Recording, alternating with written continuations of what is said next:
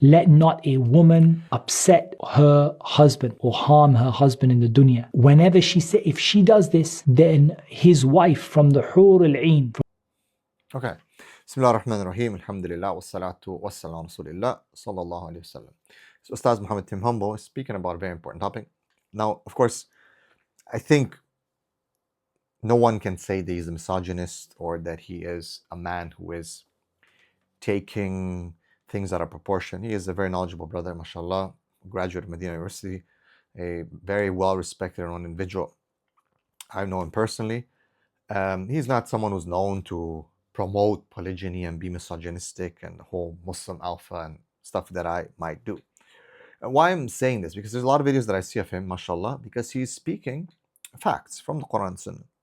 Now, brother and sister specifically, you have to understand that you've been conditioned by society and by the world to hate these things, even though they're authentic. The nusus, the texts and evidences are authentic, but you've been somehow conditioned through a process, a very lengthy process, might you add, that starts from inception, basically, when you start understanding cognition, the cartoons they watch as a 2-year-old, then on to other more complex things.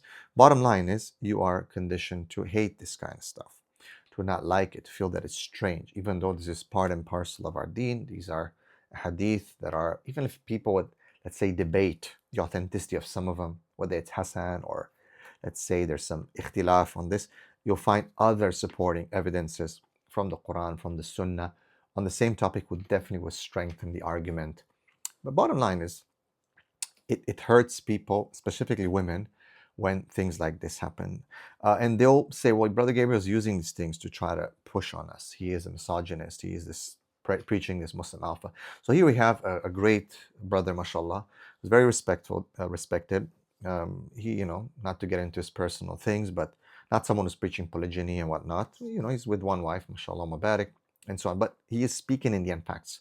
What happens is today, people try to distort the facts to justify their own choice in life. Alhamdulillah, the brother, may Allah bless him. If that's his choice, it's his choice. But when people try to argue and fight and try to change things because they want to really remove these things from the deen, then there's a problem. Putting that aside, what are the issues that we're discussing? And why are some of these ahadith hard on women? When they weaponize intimacy, for example, when they annoy their husbands, the concept of respect. We have sisters today, for example, I had a client today where, his wife is saying, I don't respect you. I don't respect you. The guy is breaking his back to work. She recognizes that he does that, but she says, I don't respect you. And many other cases where women, not that have lost respect. There's a difference when you lost respect for someone because he's done something. It is about the fact that they don't respect. They don't recognize the khair and the goodness in these men because they've been brainwashed to look at anything that they give them as lesser of value, and anything that they themselves do, maybe little, maybe nothing, it has value, inherently value, which is the modern day entitlement. I am a woman, you need to submit to me just because I am a woman, and I'm always right, and we need to change Islam according to my feelings. You got these Barbie made up looking like doll hijabi girls now that are getting a lot of prominence, a lot of recognition, playing with the deen, by the way. They're taking the mick out of the deen, as the Brits say. Okay, they're really doing that. But so many sisters are supporting them, and so many things. So with their little Botox, duck-like lips and chin implants, and full of makeup. If you were to really take all that off, you would see a totally different person. This is deception, but they know it. They do it on purpose. Don't think that these people are, mashallah, they're so pious and they're just being themselves. What does that mean in the first place? The bottom line is, let's listen to the video.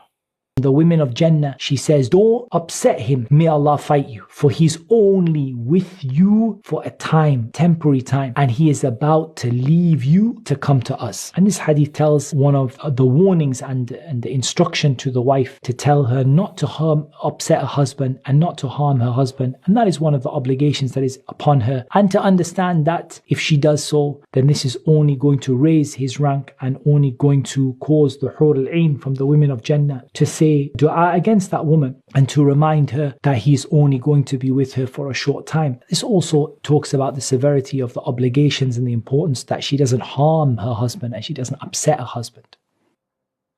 Of course, now sisters are going to be, what about you guys? Oh, I don't agree with that. That is so wrong. It's so misogynistic. The Sheikh is quoting from a hadith. Some people might dispute the hadith.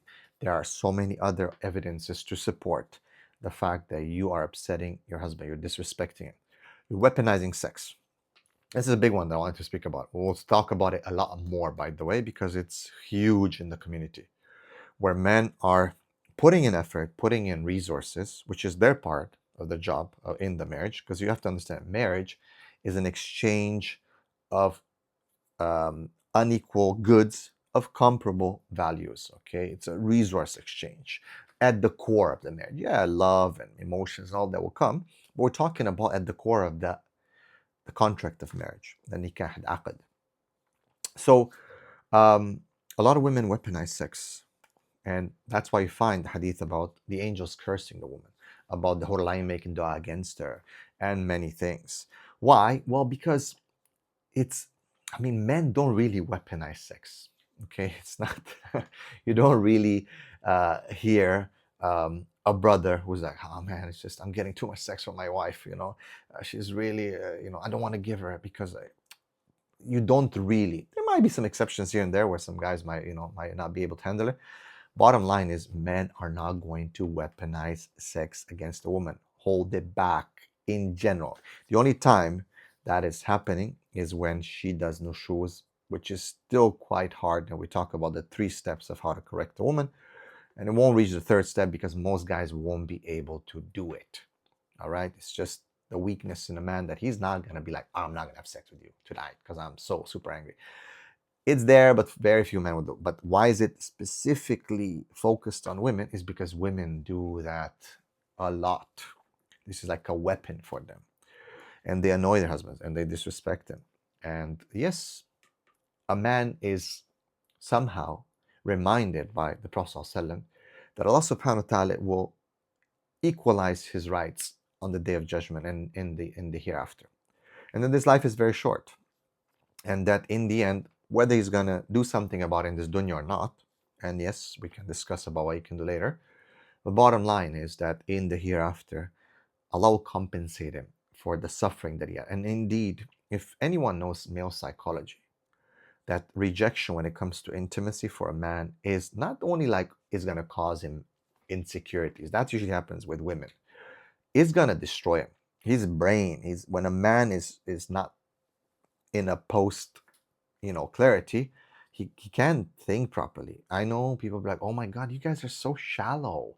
No, that is why Allah subhanahu wa ta'ala has given some of these harsh warnings, because Allah subhanahu wa ta'ala knows exactly how he created man and his weakness, and it is a weakness in a sense, and that's why Allah gives the warning to the women: do not use this against him, don't annoy him, don't do these things. Specifically, if you know the context of the hadith, it's about the night, it's about wives, it's about conjugal rights, it's about annoying, it's about using that, and who does that? In general, you'll not find a man doing it. It will be the woman. That's why the warning is the woman. That's why the curse is on the woman. That's why these harsh hadith and warnings are on the woman and not really on the man, because men don't really do it. Some do, but very few. Okay, do you get me?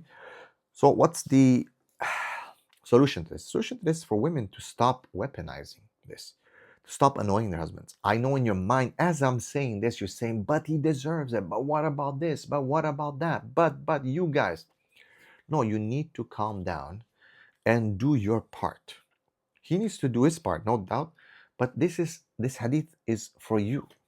And the Sahabiyat, the Prophet, they never used to just say, but what about you guys? They used to be like, okay, how can we fix ourselves so we can please Allah and not anger Allah, so we can be in His good books? That was the natural question that would arise. You understand? Nothing else, right? So, this is what we need to understand, okay? This is what we need to keep in mind, sisters, as a solution. Just forget about this.